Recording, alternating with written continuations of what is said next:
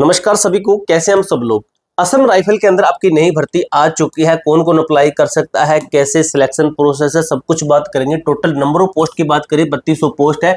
ये है आपकी constable tradesman recruitment, constable tradesman के और भी काफी सारी इसके अंदर पोस्ट आपको मैं दिखाने वाला हूं। देखिए एज रहेगी आपकी 18 से 25 साल प्लस में एज रिलैक्सेशन अलग से है। 10th वाले हैं, 12th वाले कोई मर्जी अप्लाई कर सकता है। इसके अंदर प्रॉपर वो हर चीज तरीके से डिटेल में जानेंगे। अभी आपको मैं बता रहा हूँ इस वीडियो के अंदर आपको क्या क्या देखने को मिलेगा।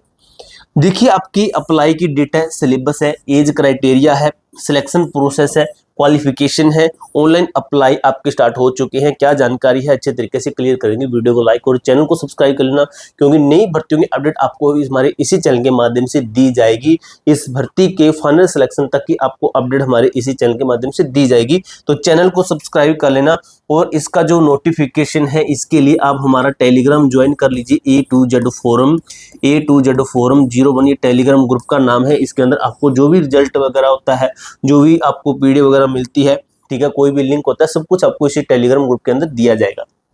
असम राइफल भर्ती 2026 शानदार ब्लूप्रिंट क्या कहता है। ट्रेडमैन और टेक्निकल पदों के लिए संपूर्ण चयन रणनीति और योग्यता गाइडलाइन कहती है। कुल पद आपके 32 है। नोटिफिकेशन अगस्त दूसरा वीक के अंदर आपका है। रणनीति 100% स्टिक आपको बताने वाला हूं। डाटा आधारित विश्लेषण क्या कहता है। अगस्त के दूसरे वीक के अंदर आपकी नोटिफिकेशन आने वाला है।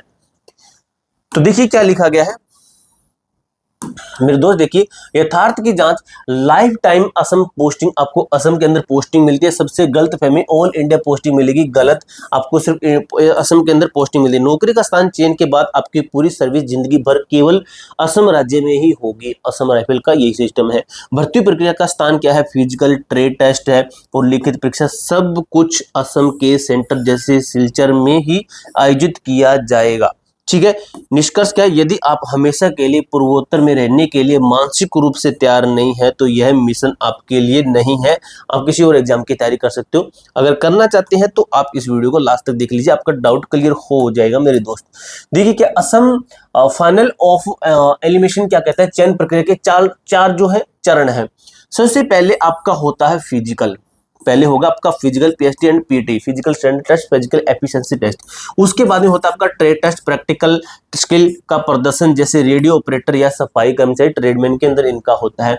उसके बाद में आपका एग्जाम होता है 100 अंकों का टेस्ट, जीडी पैटर्न पर आधारित, सेम वही पैटर्न रहता है। इसके अंदर 100 क्वेश्चन रहते हैं, 2 घंटे का समय रहता है, 25-25 क्वेश्चन के 4 सेट आते हैं। हिंदी इंग्लिश अलग से रहता है, उसके अंदर कोई मर्जी चूज कर सकते हो। मेडिकल आपका होता है, ये आपका नॉर्मल होता है। डीबी होता है, वो भी नॉर्मल होता है।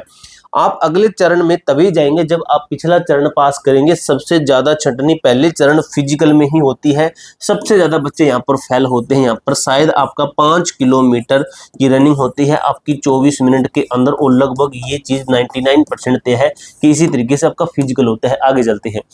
योग्यता ग्रिड क्या कहता है, अपना लक्ष्य कैसे चुनना है आपको। ठीक है, अपना लक्ष्य सफाई कर्मचारी, वाशरमैन, ठीक है, महिला के लिए आपका 10वीं पास इसके लिए चल जाता है। क्लर्क आर्मर की जो पोस्ट है उसके लिए 12th होना चाहिए। Operator radio line, radio mechanical के लिए आपके पास में 10th और ITI होनी चाहिए।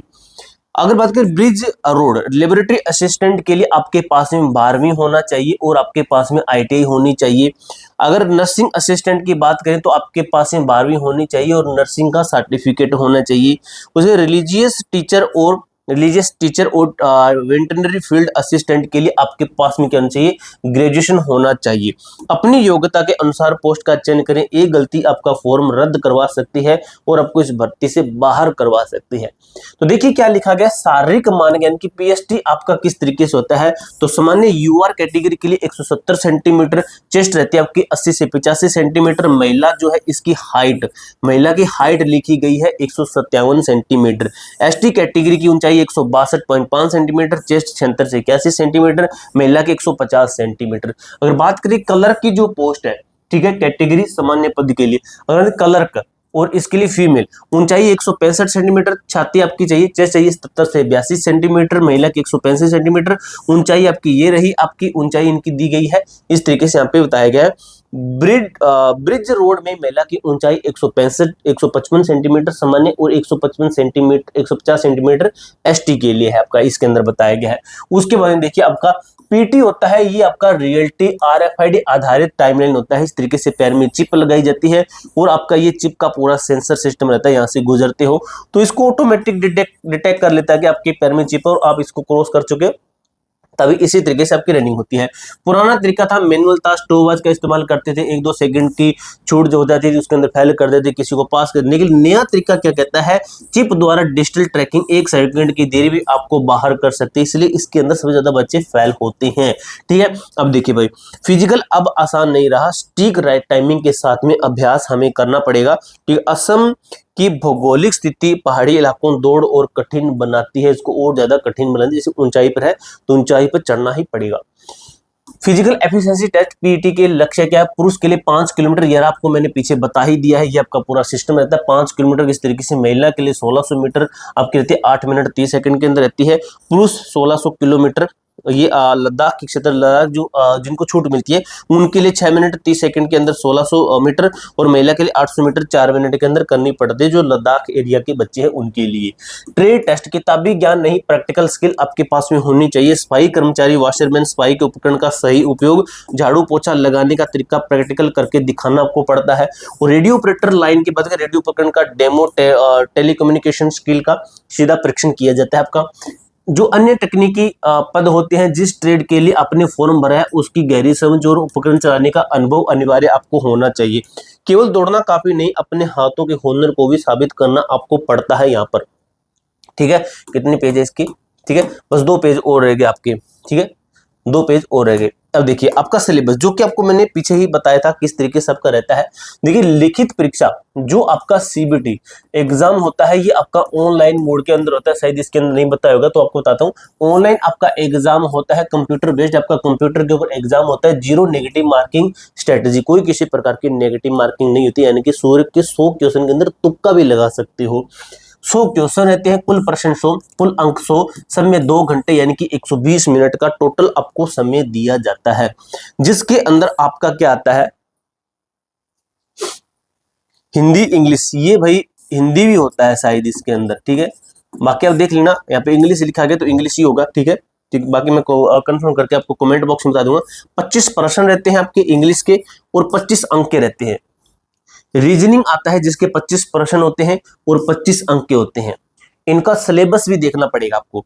मैथ के आपके 25 प्रश्न आते हैं, 25 अंक के आते हैं। जीके का आपका 25 प्रश्न आते हैं। जीके के अंदर आपका इसके अंदर करंट अफेयर भी आपका शामिल है। जीके के अंदर सबको शामिल है, पॉलिटिकल साइंस जियोग्राफी वगैरह सबको शामिल है आपका। ठीक है, तो जीके के अंदर ये आता है आपका, जिसके 25 क्वेश्चन 25 नंबर के रहते हैं। शून्य, कोई किसी प्रकार की नेगेटिव मार्किंग नहीं होती है, कोई भी किसी भी प्रकार की। ठीक है, रेलवे की है ये आपकी एसएससी की गुड़ाचार, कोई भी नेगेटिव मार्किंग नहीं। 100 प्रश्न हल करें, कोई भी प्रश्न खाली नहीं छोड़ना है। सिलेबस एसएसजीडी के बिल्कुल समान है, इसलिए पुरानी तैयारी का काम आएगा, यानी कि जीडी वाली तैयारी है वो आपको इसी के अंदर काम आ जाएगी, इसके लिए अलग से नहीं पढ़ना पड़ेगा मेरे दोस्त। द विनिंग सिंथेसिस दोहरी रणनीति क्या कहती है, आरएफआईडी आधारित सख्त दौड़ बिना एथलेट तैयारी के आप पहले ही दिन बाहर हो जाएंगे।